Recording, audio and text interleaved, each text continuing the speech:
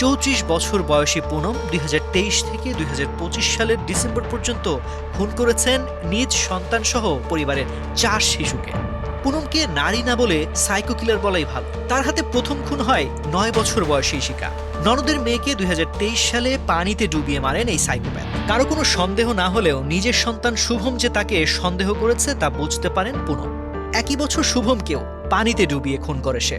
আগস্টে হত্যা করেন বোনের মেয়ে জিয়াকে। ডিসেম্বরে ভাতিজি বিধিরও মৃত্যু হয় একইভাবে।